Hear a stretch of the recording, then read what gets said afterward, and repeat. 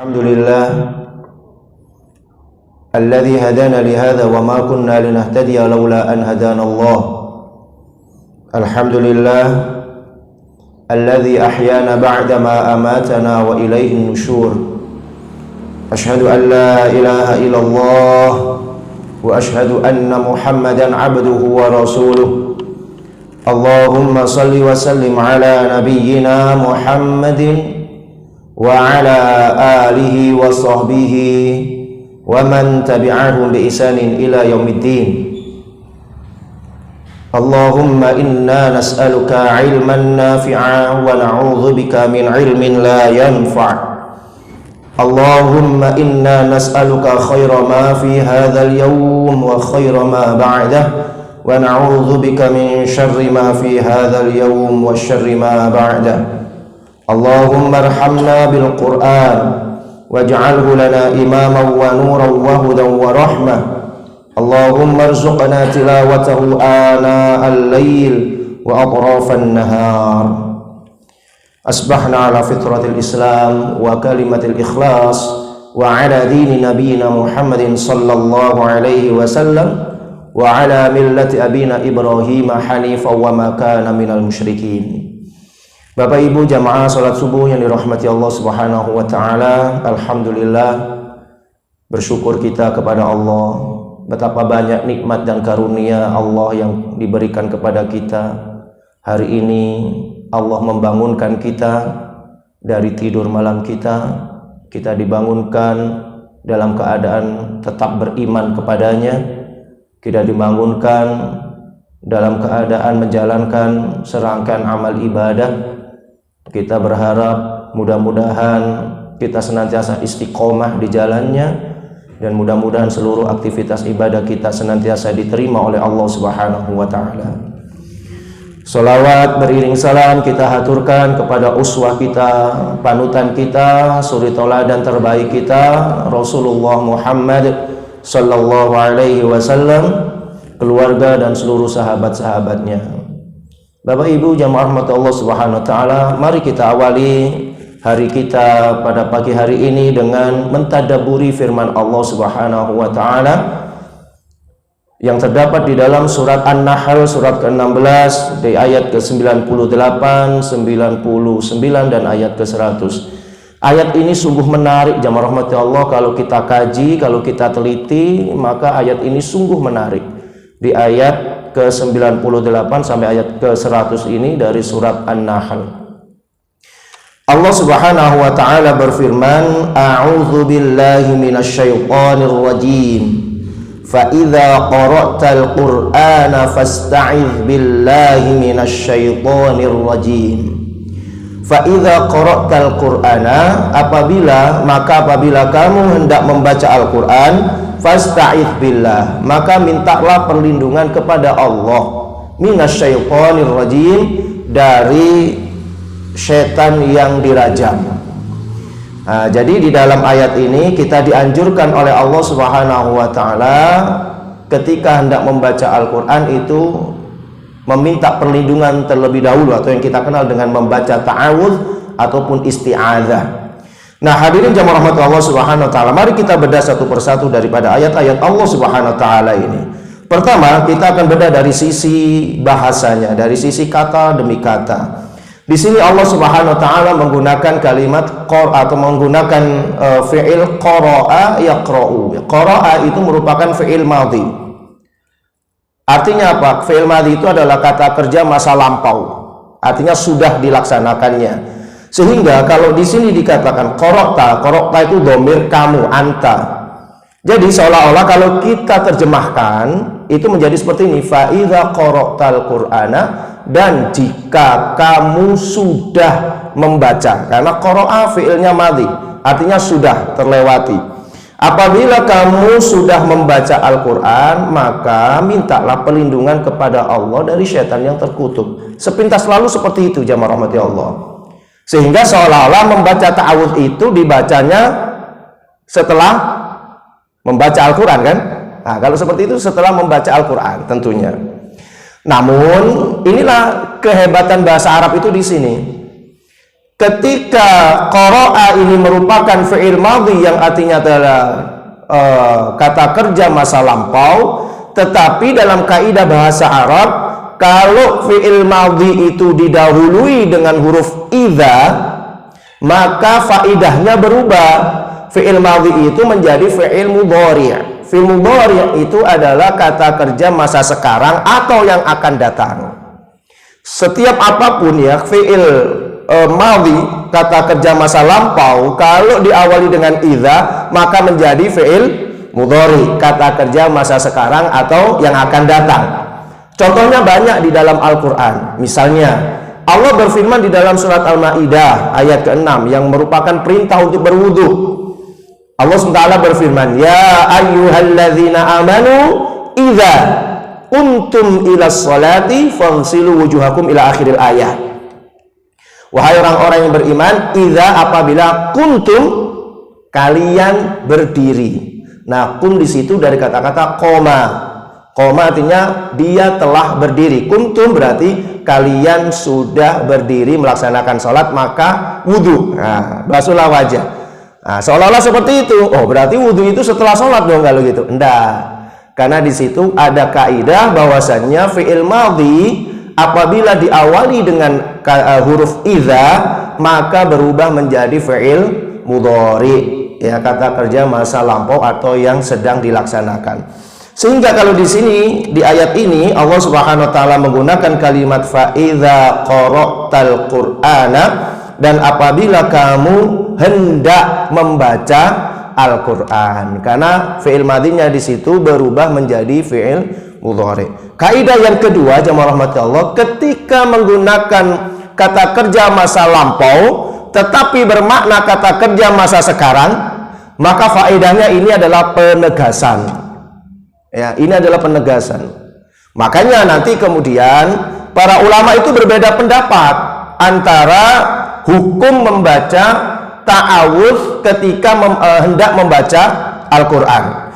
Karena di sini tadi itu salah satu faedah daripada kalau fi'il madhi, ya, kemudian diawali dengan idza menjadi fi'il mudhari, maka salah satu faedahnya adalah ayat itu merupakan penegasan, betul-betul tegas gitu maksudnya. Nah, makanya para ulama berbeda pendapat. Ada yang mengatakan ini jumhur ulama. Jumhur ulama berpendapat bahwa ketika membaca ta'awudz sebelum membaca Al-Quran hukumnya adalah sunnah mu'akkadah, sunnah yang sangat dikuatkan. Ini jumhur ulama, mayoritas ulama berpendapat seperti itu. Adapun Imam Al-Auza'i dan Imam Hanafi berbeda. Beliau mengatakan bahwa membaca ta'awudz sebelum membaca Al-Quran hukumnya wajib. Nah, karena tadi itu faedahnya adalah penegasan. Maka menurut beliau hukumnya adalah wajib. Artinya kalau orang baca Al-Quran nggak baca ta'awudz dosa dia. Ya, ini menurut Imam Al-Auza'i. Tetapi jumhur ulama, mayoritas ulama, ya, menghukumi bahwa membaca ta'awudz itu sampai kepada sunnah mu'akkadah.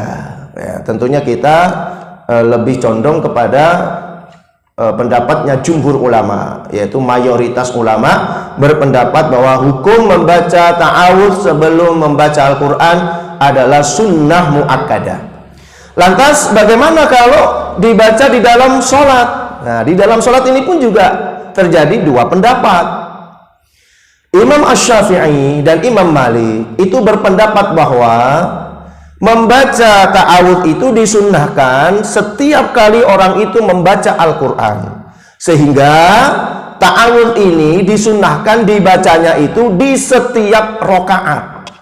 Jadi rokaat pertama sebelum baca Al-Fatihah baca ta'awudz terlebih dahulu, nanti rokaat kedua sebelum Al-Fatihah baca ta'awudz lagi. Dan itu tidak membatalkan sholat, bukan berarti dia menambah-nambah bacaan, tidak. Tetapi memang beliau ini menghukumi bahwa perintah ini umum kalau mau baca Al-Quran. Berarti karena Al-Fatihah bagian daripada Al-Quran, berarti boleh atau disunnahkan untuk membaca ta'awudz. Ya. Sehingga orang-orang yang bermadzhab Imam Syafi'i ini, maka mereka itu kalau setiap rokaat, ya, setiap akan membaca Al-Fatihah, maka disunnahkan membaca ta'awudz. Adapun jumhur ulama, mayoritas ulama berpendapat bahwa membaca ta'awudz itu yang sunnah itu cukup di awal saja, rakaat pertama saja.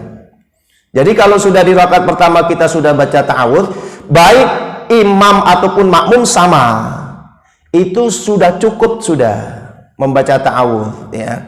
Karena sholat itu kan satu rangkaian. Artinya kalau kita sholat pertama, ya rakaat pertama itu satu rangkai dengan rakaat berikutnya, rakaat kedua, rakaat ketiga, rakaat keempat, sehingga membaca ta'awudz di awal saja itu sudah mencukupi untuk membaca Al-Quran seluruhnya. Jadi ini ada perbedaan pendapat jamaah rahmatullah. Kalau saya baca di putusan tarjih Muhammadiyah, maka yang dipilih oleh tarjih adalah yang jumhur ulama ya, membacanya cukup di awal saja membaca ta'awudz. Tetapi tidak kita salahkan juga apabila ada yang membaca ta'awudz itu kemudian setiap rakaat, sehingga tidak membatalkan tidak membatalkan sholat mereka karena dianggap menambah-nambah bacaan, tidak, karena itu ada hukumnya tersendiri. Nah, ini bagian daripada hukum membaca ta'awudz sebelum membaca Al-Quran.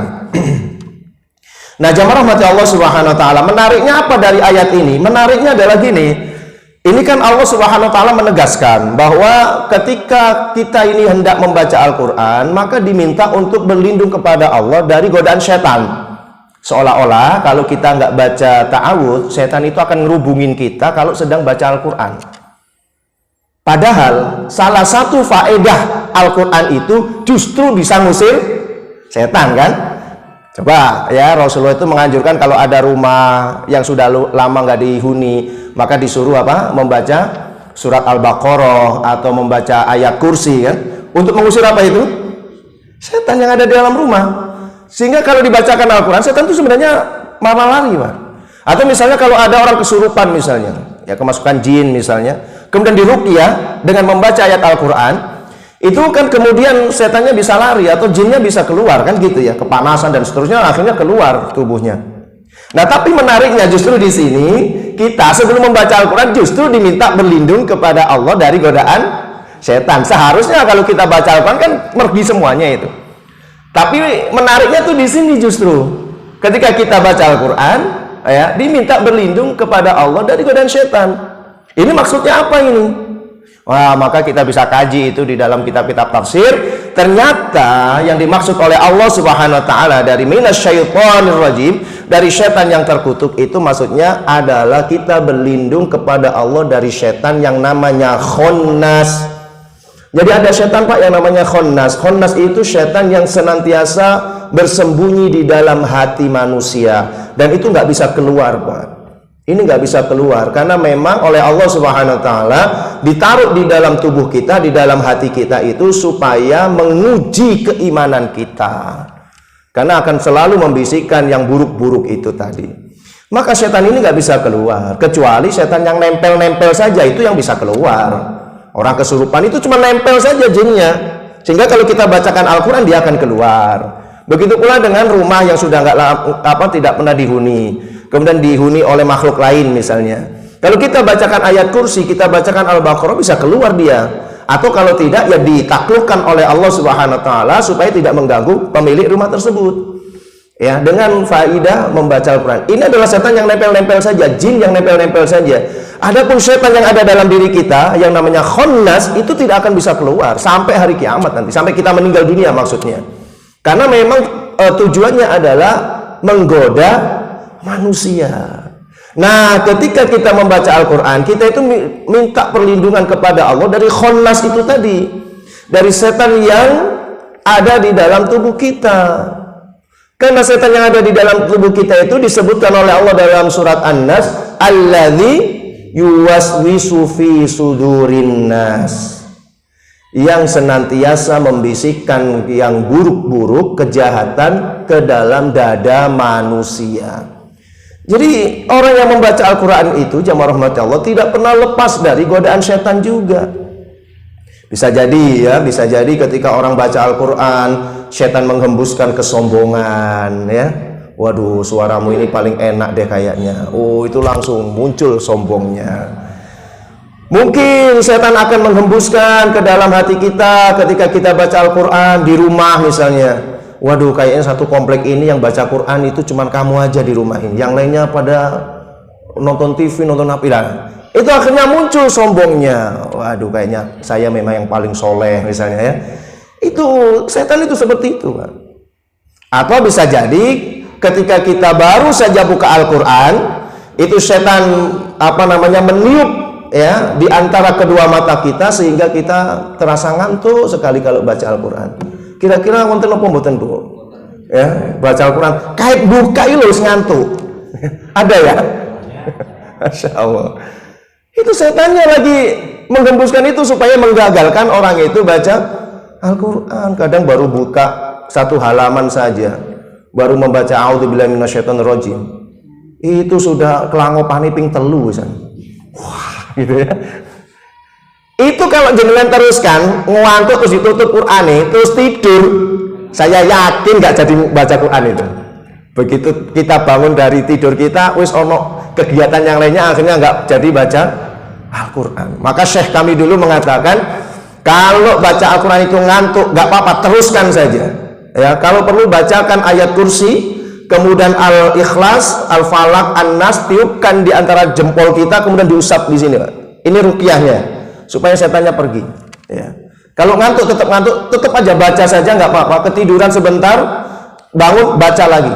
Ya, karena sesungguhnya Al-Quran itu adalah syifa, obat. Boleh jadi, Pak, saat kita baca Al-Quran itu, kita ini lagi banyak dosa pada saat itu, sehingga berat sekali dipakai untuk membaca firman Allah. Maka Al-Quran itu karena dia fungsinya sebagai syifa, obat, maka dia akan mengobati hati kita, merontokkan kerak-kerak dosa-dosa kita. Nanti kalau sudah sedikit demi sedikit rontok dosa kita disebabkan membaca Al-Quran, insya Allah nanti baca Al-Quran itu bisa jadi ringan sekali jadinya. Maka teruskan saja, kecuali kalau sholat.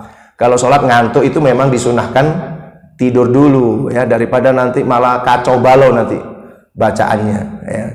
Nah, jadi gitu jamaah rahmati Allah. Jadi kita diminta berlindung kepada Allah Subhanahu wa taala dari godaan setan tadi, khannas itu tadi. Ya, supaya ketika kita baca Al-Qur'an itu betul-betul nyaman ya. Nah, kemudian hadirin jamaah rahmati Allah Subhanahu wa taala, kenapa sih kita harus berlindung kepada Allah dari setan itu? Masya Allah ya. Ketika iblis itu melakukan kemaksiatan, pembangkangan terhadap perintah Allah Subhanahu wa taala, di mana Allah memerintahkan kepada seluruh makhluk malaikat untuk memberikan penghormatan sujud kepada Nabi Adam. Jadi dulu syariat zaman dahulu itu masih boleh, Pak, memberikan penghormatan itu dengan cara sujud, itu masih boleh zaman dulu. Setelah itu kemudian di zaman syariatnya Nabi Muhammad itu sudah nggak boleh lagi memberi penghormatan dengan cara bersujud ya. Rukuk saja nggak boleh, apalagi sujud itu. Nah, ketika diperintahkan seperti itu, maka seluruh malaikat itu bersujud. Wa idh qulna lil malaikati isjudu fasajadu. Mereka sujud semuanya, illa iblis, kecuali iblis. Nah, ketika iblis ini membangkang perintah Allah Subhanahu wa taala, diterangkan oleh Allah di dalam surat Al-Hijr, iblis ini kemudian berjanji kepada Allah. Ya, dalam surat Al-Hijr ayat ke-39, iblis ini kemudian berjanji. Dan janjinya ini luar biasa, Pak. Inilah yang akan membedakan antara orang yang beriman dan yang tidak beriman itu kayak gini. Kalau orang beriman, jamaah rahmati Allah, ketika dia melakukan satu perbuatan dosa, maka dia segera ingat kepada Allah dan kemudian bertaubat kepada Allah, segera minta ampun. Nah, itu merupakan salah satu ciri orang-orang bertakwa nanti di dalam surat Ali Imran ayat 135. Allah berfirman, walladzina idza fa'alu fahishatan aw zalamu anfusahum dzakarullah fastaghfaru lidzunubihim. Dan orang-orang yang apabila dia melakukan perbuatan fahisyah, perbuatan keji, aw zalamu anfusahum, atau melakukan kezaliman terhadap diri mereka, dzakarullah, mereka segera ingat kepada Allah untuk apa? Fastaghfaru lidzunubihim, minta ampun kepada Allah atas dosa-dosanya. Ini orang beriman. Makanya Nabi Adam ketika dia melakukan satu kesalahan, dia langsung bertaubat kepada Allah. Tapi iblis tidak. Iblis justru malah menyalahkan Allah dalam surat Al-Hijr itu. Iblis berkata gini, qala rabbi bima aghwaytani la uzayyinanna lahum fil ardi wa la uwiyannahum ajma'in. Kata iblis. Qala, iblis berkata, rabbi bima aghwaytani, wahai Tuhanku, sebab engkau telah memutuskan aku sesat.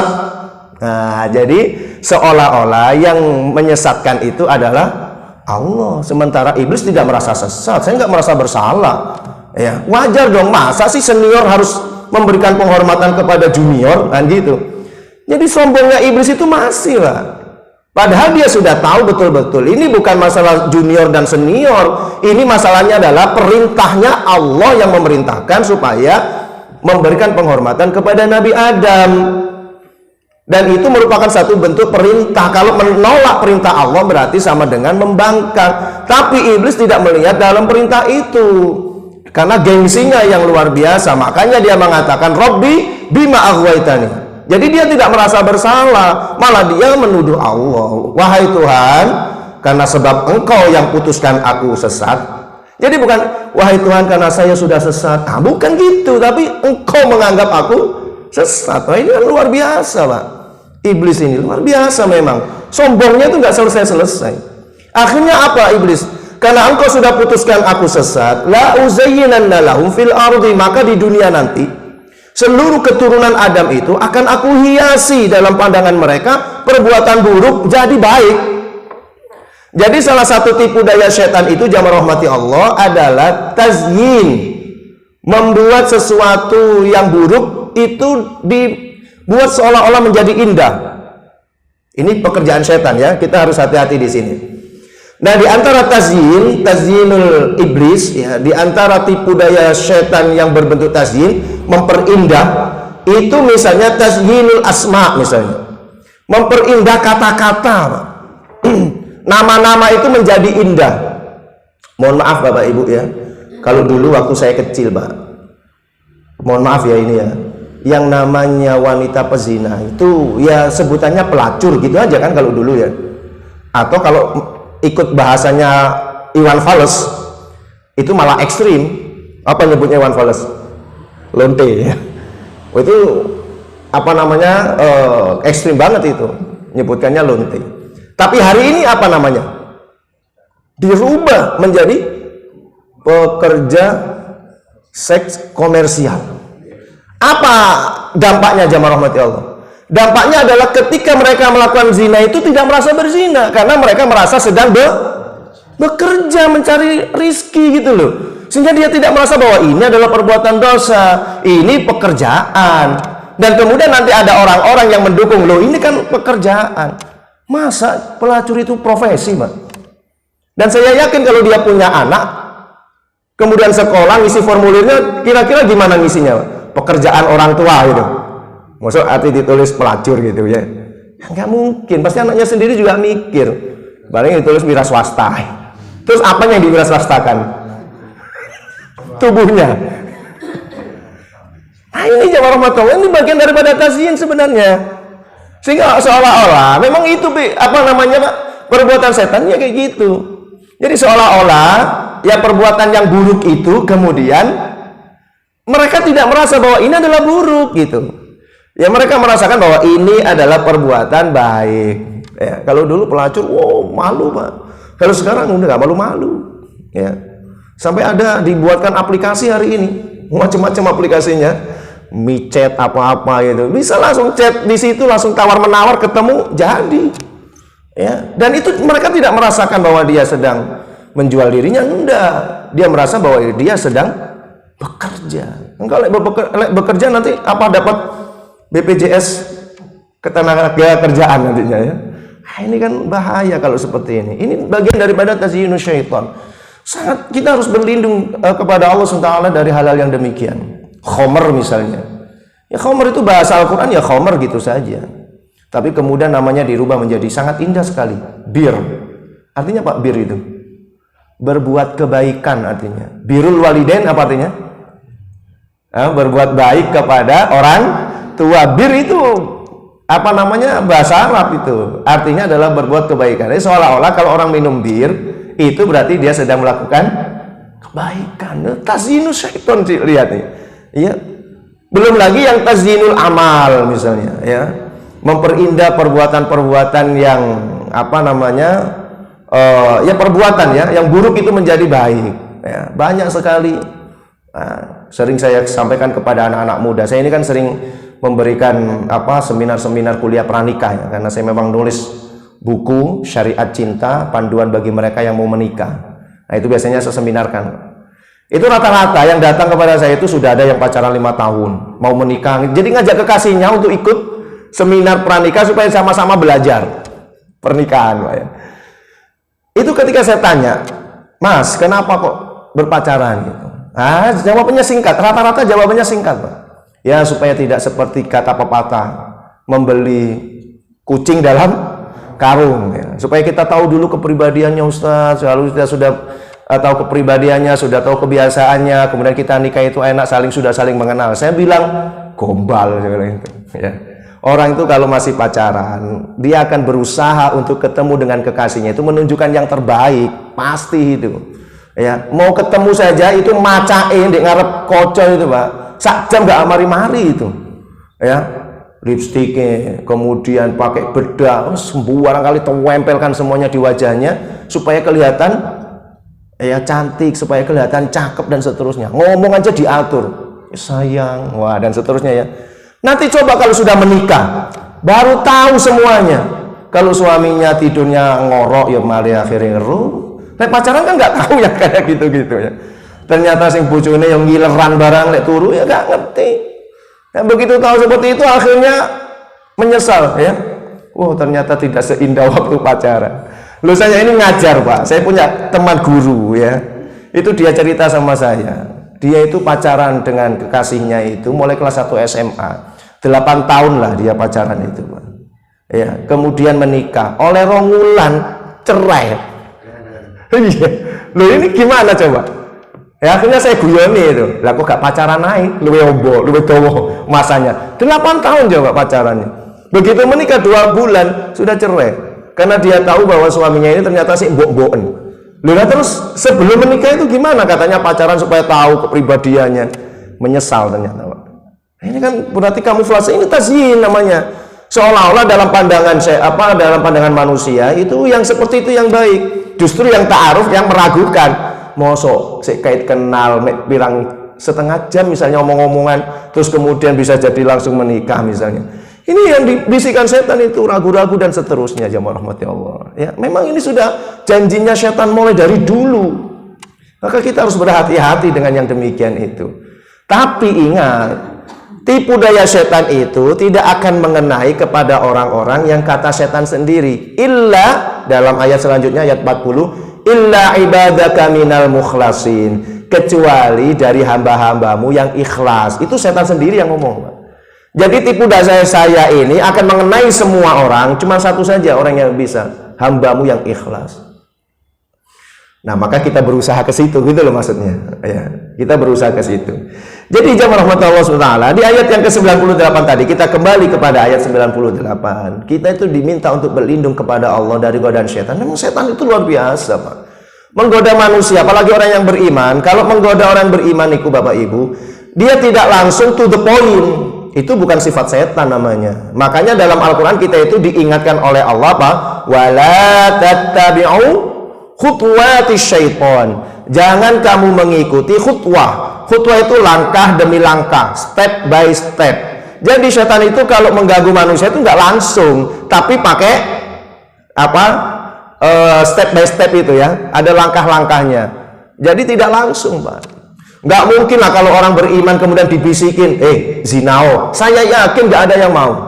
Saya yakin itu, karena dia tahu bahwa zina adalah hukumnya dosa besar. Kan seperti itu. Tapi setan membuat langkah-langkahnya supaya orang beriman itu nanti ujung-ujungnya zina juga, gitu loh. Ya, secara tidak sadar dia. Apa perangkapnya? Banyak. Misalnya ini ya, yang lagi booming, lagi viral itu adalah reuni. Nah, ini banyak kasusnya, Pak. Termasuk tetangga saya, kepala sekolah SD coba terperangkap dengan ini. Ya, dia guru agama juga, guru agama ini. Tapi jadi kepala sekolah, ya. Sekarang udah pensiun orangnya. Itu cerita karena memang istrinya itu kan tukang masak ya, sehingga sering masak ke rumah itu. Nah itu awalnya reuni SMA, ketemulah dengan sang mantan kan gitu ya. Wis suwe gak ketemu, ngobrol-ngobrol, minta tukeran HP. Nah ini mulai setannya ini ya, setannya menghembuskan kembali kenangan-kenangan masa lalu. Istilah anak zaman sekarang CLBK, Pak. Apa itu CLBK? Cinta lama bersemi kembali ya. Dengan sang mantan ini ya. Masya Allah ya. Mulai terus Marono tanya nomor HP, dari nomor HP chattingan ya. Apa kabarnya, udah makan belum? Sudah mulai wis koyo arek enom lali lek rambutnya wanan kabeh wisan ya. Terus akhirnya ketemuan dan seterusnya, akhirnya ketemuan bojone. Wah, nangis-nangis istrinya itu.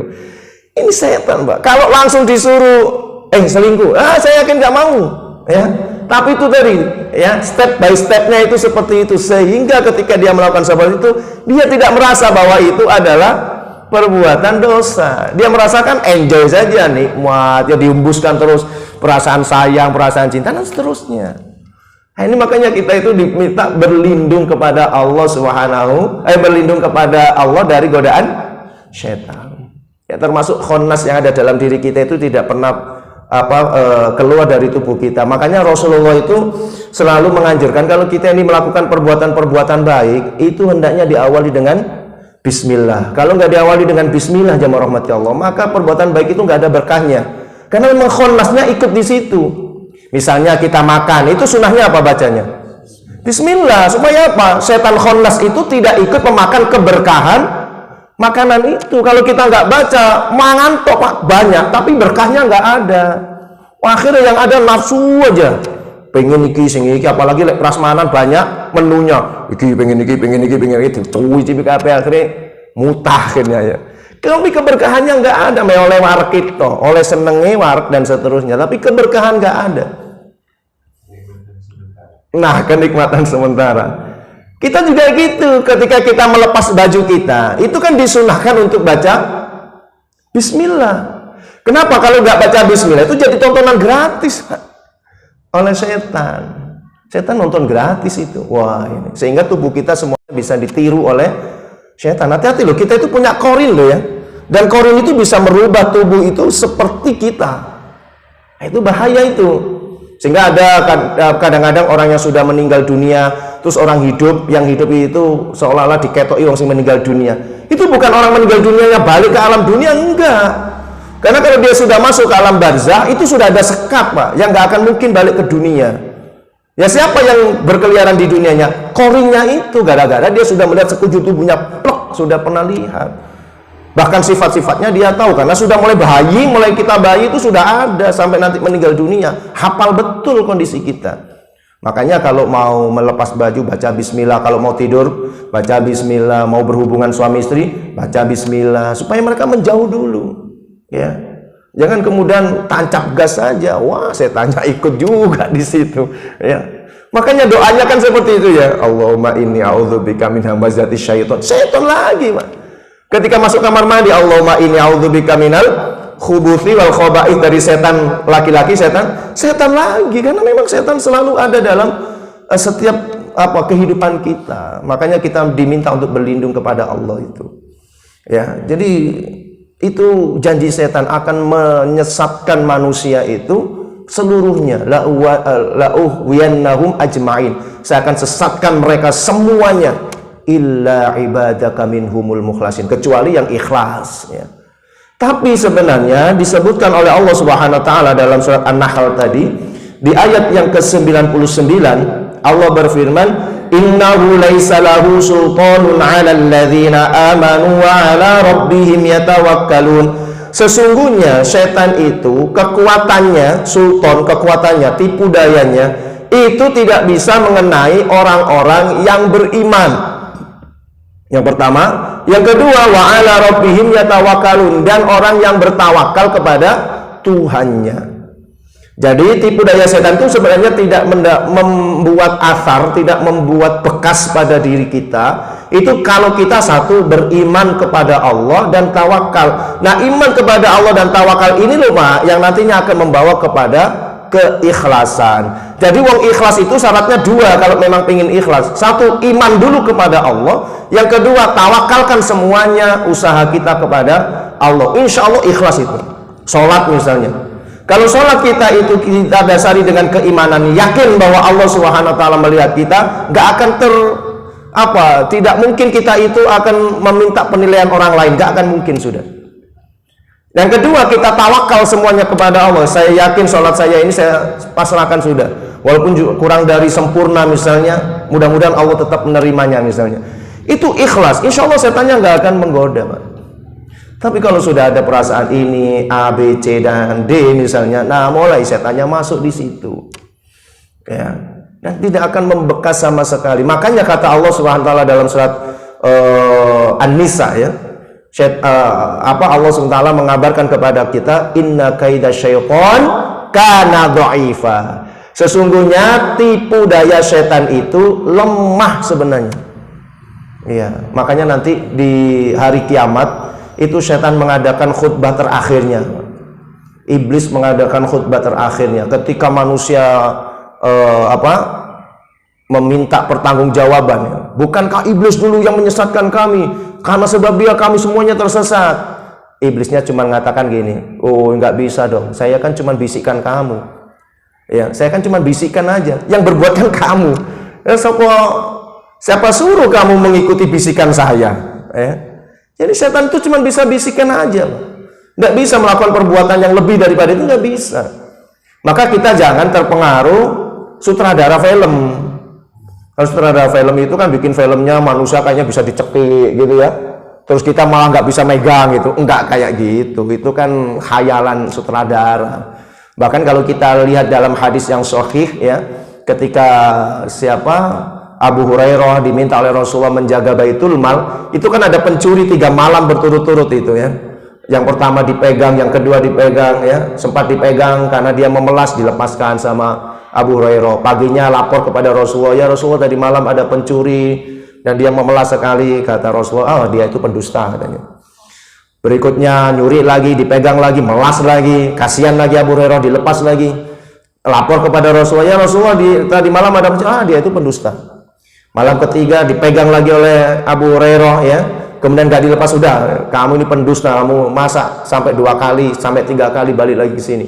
Akhirnya kemudian pencuri ini mengatakan, maukah kamu saya berikan satu pengetahuan, kalau kamu baca ini maka seluruh jin itu akan pergi, yaitu membaca ayat kursi. Kemudian dilepaskan oleh Abu Hurairah, paginya datang kepada Rasulullah, kemudian menceritakan kepada Rasulullah, maka Rasulullah mengatakan, nah yang ini benar dia. Jadi kemudian tanya, wahai Abu Hurairah, tahu nggak kamu siapa pencuri itu yang datang 3 kali itu?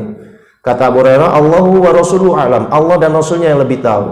Maka Nabi Muhammad mengatakan, innahu iblis, dia itu adalah iblis. Jadi setan itu Pak, kalau datang ke tempat kita, ke dunia kita, itu merubah materinya menjadi sesuatu yang dapat dipegang, dijamah. Karena memang tubuh kita, dunia ini adalah ya tempatnya materi, jadi semuanya bisa dilihat, semuanya bisa dipegang gitu. Ya, jadi nggak benar apa yang seperti gambaran orang-orang sutradara itu ya. Nah, jadi jamaah rahmati Allah, setan hanya bisa membisikkan saja. Adapun yang melakukannya tetap manusia. Tapi bisikan setan itu luar biasa.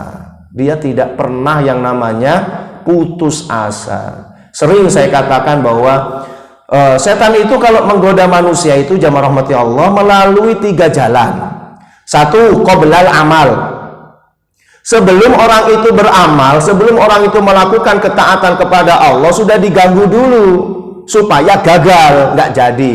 Mau infak dibisikkan, ya, oh masih belum bayar ini, masih ini kebutuhannya masih banyak, akhirnya nggak jadi infak. Mau sholat tepat waktu dibisikkan, sholat kan bisa nanti pekerjaan ini yang penting misalnya, ya, terus seperti itu sampai gagal. Kalau ternyata orang yang nggak gagal diganggu, apakah setan putus asa? Oh enggak, ya, setan terus. Nah, maka dia masuk kepada cara yang kedua, yaitu indal amal. Ketika orang itu sedang beramal, dibisikin lagi oleh setan, ya, sholat kita dibisikin supaya nggak khusyuk, ya, diingatkan dengan peristiwa-peristiwa yang lalu. Bahkan ketika kita naruh sesuatu lupa, itu bisa ingat Pak dalam sholat. Pernah nggak kita merasakan seperti itu? Deleopo lali gitu ya, terus sholat iling kabehnya. Makanya kata guru saya dulu itu sampai guyonannya gini, kamu itu kalau mencari sesuatu gak ketemu gampang, sholat nggak ketemu kan. Oh gitu, sholat Allahu Akbar ketemu, oh iya ya kunci mang tak tele di dukurin kulkas misalnya, itu bisa ingat gitu ya. Karena setannya luar biasa, Pak, indal amal digoda ya. Infak juga gitu, puasa juga gitu. Ini puasa kita ini itu juga ya, untungnya setannya lagi dibelenggu, Pak, ya, oleh Allah Subhanahu wa taala. Setan dibelenggu, tapi hawa nafsu kita yang tidak dibelenggu oleh Allah. Ya, semua amal ibadah dirusak oleh setan. Indal amal. Kalau ternyata indal amal itu lolos di seorang hamba, apakah setan putus asa? Oh tidak. Maka setan akan menggoda dari jalur yang ketiga, yaitu ba'dal amal, setelah orang itu beramal. Makanya sampai oleh Allah itu diingatkan betul-betul loh kita itu. Wala tubtilu shadaqatikum bil manni wal adza. Jangan kamu batalkan, kata Allah, pahala sodakomu itu dengan sering menyebut-nyebut. Kalau sering menyebut-nyebut berarti sudah selesai kan amalnya? Sudah selesai, tapi terus disebut-sebut. Ya, kamu itu dulu bisa kayak gini kalau bukan karena saya. Wah, walah ya. Atau misalnya mari amal, dulunya ketika amal atas nama hamba Allah. Saya punya pengalaman, Pak. Waktu masih di Pontianak itu saya dulu punya pengalaman. Masjid Raya Kalimantan Barat lagi dibangun ya. Dirubah total dari masjid lama kemudian menjadi masjid yang baru, namanya Masjid Raya Mujahidin ya. Kalau sini itu kayak masjid agung lah, jadi masjidnya wong sak Kalimantan Barat itu besar sekali akhirnya. Nah, itu harga kipas anginnya saja, wah, itu jutaan gitu ya. Emang laks memang masjidnya. Lalu itu ada salah satu jamaah memang kaya orangnya, saya tahu betul itu ya. Dia punya usaha beberapa. Nah sayangnya itu tergoda juga oleh setan, ya. Jadi pintunya itu kan tinggi, dibuat kayak Madinah gitu, Pak. Tinggi sekali pintunya itu. Nah dia ngomong, pintu itu harganya sekian puluh juta. Nah salah satunya yang nyumbang saya katanya. Padahal ini masjid udah jadi, Pak. udah tahunan lah, mungkin 1 tahun atau 2 tahun lah ya. Dengan mengatakan seperti itu. Padahal dulunya waktu dia infak itu atas nama hamba Allah, begitu dia sebutkan, sering nyebutkan ini bisa batal, itu setan, Pak. Jadi bukan hanya setahun, 2 tahun, 3 tahun, 5 tahun sekalipun itu masih diganggu oleh setan terus itu untuk menggagalkan pahala kita. Padahal seharusnya kan itu menjadi wakaf jariah ya, tapi bisa digagalkan oleh setan. Masya Allah, sampai segitunya. Makanya kita diminta untuk berlindung kepada Allah betul-betul dari langkah-langkah setan itu ya, kayak gitu ya. Dan terakhir Allah Subhanahu wa taala mengatakan, innama sultanuhu 'alal ladzina yatawallawnahu. Innama, hanya saja, sultanuhu, kekuatan setan itu atau tipu daya setan itu hanya mengenai kepada siapa? 'Alal ladzina yatawallawnahu, yaitu kepada orang-orang yang menjadikan dia sahabat, yang menjadikan dia pemimpin, yang dia minta pertolongan kepada setan. Dia diperdaya sama setan, ya. Walladzina hum bihi musyrikun, dan kepada orang-orang yang berbuat kesyirikan. Jelas kalau berbuat kesyirikan pasti ya dibuat mainan lah sama setan. Makanya kita sering dengar, Pak, ya, di beberapa beranda Facebook itu saya sering membaca ada dukun yang sedang ngelakoni ilmu ya, supaya dapat ilmu itu harus membunuh orang sekian banyak itu untuk tumbal dan seterusnya. Itu sebenarnya setan aja, Pak. Sebenarnya kalau dia sudah melakukan itu, apakah dia sakti kemudian? Oh enggak. Apalagi setan zaman sekarang itu udah enggak terlalu sakti, Pak. Yang paling sakti itu adalah setan di zamannya Nabi Sulaiman. Coba Nabi Sulaiman itu jinnya itu bisa memindahkan bangunan. Iya kan? Nabi Sulaiman kan membuat sayembara, siapa yang bisa memindahkan istana Ratu Bilqis itu di depan istana kita. Kan Ifrit yang mau kemudian angkat tangan, saya bisa memindahkan sebelum kamu duduk. Tapi ada orang yang berilmu, ulamanya kemudian mengatakan sebelum Anda berkedip udah pindah di sini. Ya. Jin zaman dulu, Pak, ngangkat bangunan bisa. Coba zaman saiki. Ayo minta onang dukun, tolong dipindahno omaku ini ngarepe Ka'bah ngono, cek gampang aku umroh, lek sampai bisa. Gak ada yang bisa. Jin sekarang itu nggak ada yang kuat sebenarnya, ya. Beda dengan zaman dulu gitu loh. Ya, itu dibuat mainan akhirnya. Wong setan itu mau mencuri dengar ya ayat-ayat Allah, berita-berita langit itu udah nggak bisa. Ya, dalam surat Al-Mulk itu kan gitu. Ya. Rujuman li syayatin. Makanya setan itu disebut syaitonir rajim. Itu rujum itu dari kata dilempar. Ya, dirajam. Dirajam itu kan dilempar ya. Jadi setan itu kalau mau mencuri dengar, Pak, dilempar oleh Allah, oleh malaikat itu dengan bintang-bintang itu. Makanya kadang-kadang kita lihat ada bintang jatuh, ya kan? Itu bisa jadi karena pada saat itu setannya lagi mencuri dengar, dilempar sama malaikat. Anehnya oleh orang barat ini dipakai wasilah untuk berdoa, kan gitu ya. Biasanya kalau ada bintang jatuh mereka doa. Nah, anehnya masyarakat kita kadang-kadang niru juga. Oh, berwasilah kok nang setan. Juga malah tidak dikabulkan sama Allah ya. Nah, ini Masya Allah luar biasa ya. Kalau orang-orang berbuat kesyirikan ya seperti itu, ditipu semuanya ya. Ada orang yang sampai rebutan teletong ya, kebu Kiai Slamet ya, Kiai Slamet yang ada di mana, Keraton Surakarta ya, lek Surowan gitu ya, atau Grebek Maulud ya, kerbunya dikeluarkan, itu semua rebutan, Pak. Rebutan apanya? Teletongnya sama kencingnya itu, katanya bisa jadi awet muda, iso ngobati, diminum itunya, kencingnya, terus marono teletongnya dibuat wedaan. Enak, ibu-ibu nggak perlu beli skincare ya, cukup aja skincare teletong ya. Katanya bisa wajahnya berwibawa dan terus naudzubillah min dzalik, coba dipermainkan oleh setan, padahal kan tahu itu najis, pasti banyak kumannya, kan gitu ya.